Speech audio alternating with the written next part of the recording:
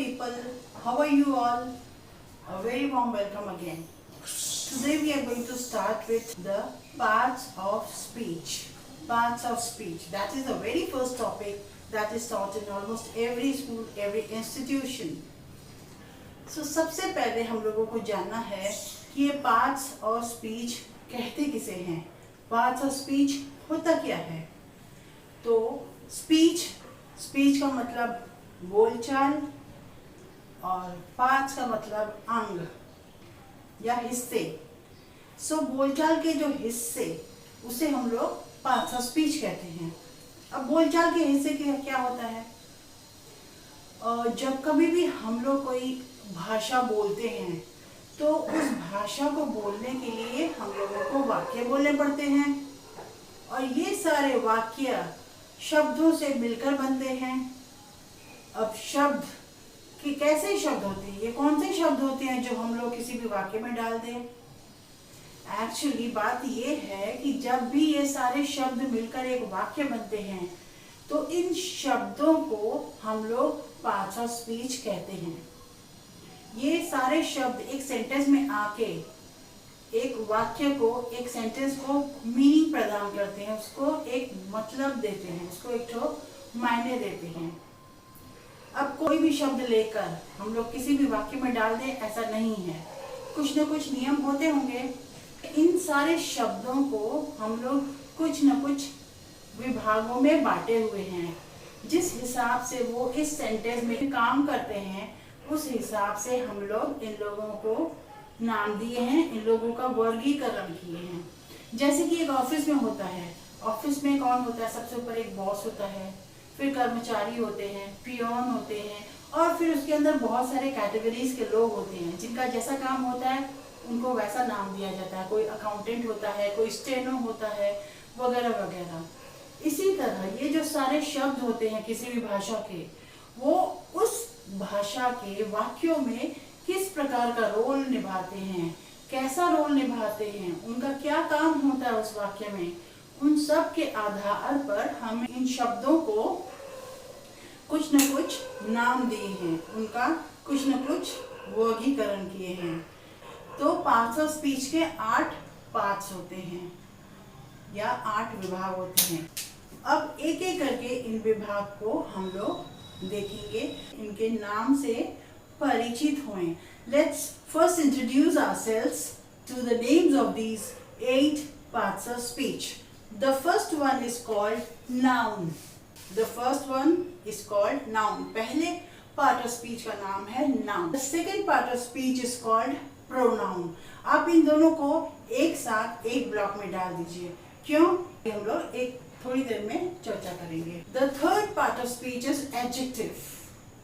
तीसरा जो वर्गीकरण हम लोग करेंगे सेंटेंस में वो है एडजेक्टिव।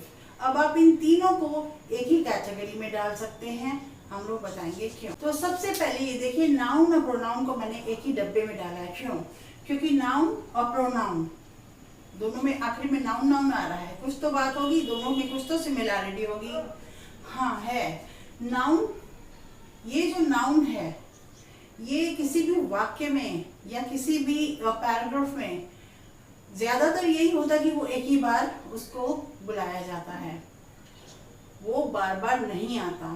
किसी भी ऑफिस में बॉस होता है, वो हर काम के लिए थोड़ी आता रहेगा, तो वो एक बार आ जाएगा सुबह को या बीच बीच में कभी कभी ऑफिस में घूम के देख लेगा। तो जो नाउन है वो ज्यादातर चाहे वाक्य में चाहे पैराग्राफ में किसी में भी ज्यादातर एक या थोड़ी बार आता है, बहुत ज्यादा बार बार नहीं आ सकता। तो अगर ये नहीं आएगा तो उसके बदले कोई तो आना चाहिए, किसी को तो देखभाल करनी चाहिए ना। तो उसके बदले, नाउन के बदले हम लोग प्रोनाउन का इस्तेमाल करते हैं।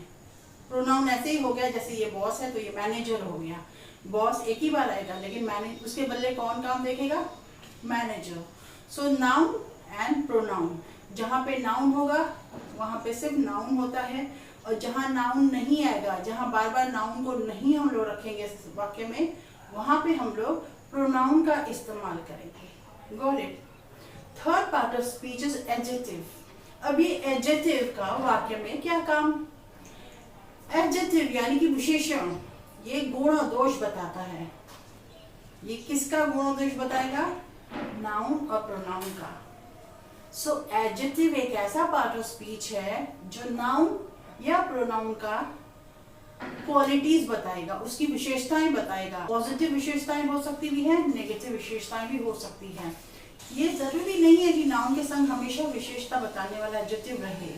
मान लीजिए जहाँ पे हम लोगों को नाउन या प्रोनाउन की विशेषता बतानी हो तो वहां पे उस नाउन या प्रोनाउन के साथ उसके आगे, नाउन के आगे वो एडजेक्टिव रहेगा। पहले एडजेक्टिव रहेगा, उसके बाद नाउन या प्रोनाउन। ठीक, तो ये तीन तो ग्रुपिंग क्लियर है, ये दोनों और उसका ये विशेषता बताने वाला।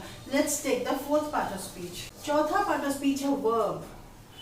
वर्ब इस पूरे ऑफिस में सबसे ज्यादा इंपॉर्टेंट काम करता है। अगर आपको वर्ब का कंसेप्ट अच्छे से समझ आया, अगर आपके वर्ब का कंसेप्ट आपके दिमाग में अच्छे से बैठ गया, आप निश्चिंत हो जाइए कि आपको इंग्लिश ग्रामर का 90% कंसेप्ट समझ में आ गया।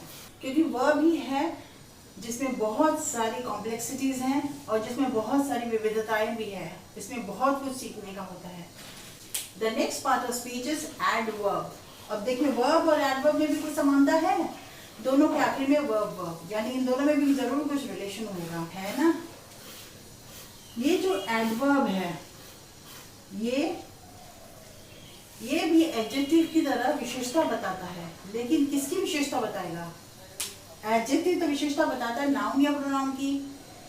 एडवर्ब विशेषता बताता है तीन लोग की बता सकता है विशेषता। ये पहले प्लेस में तो ये वर्ब की विशेषता बताता है, दूसरे प्लेस में ये एडजेक्टिव की विशेषता बताता है। इंसान जो इन दोनों की में से किसी की भी विशेषता बताता है उसकी विशेषता बताने वाला एडवर्ब।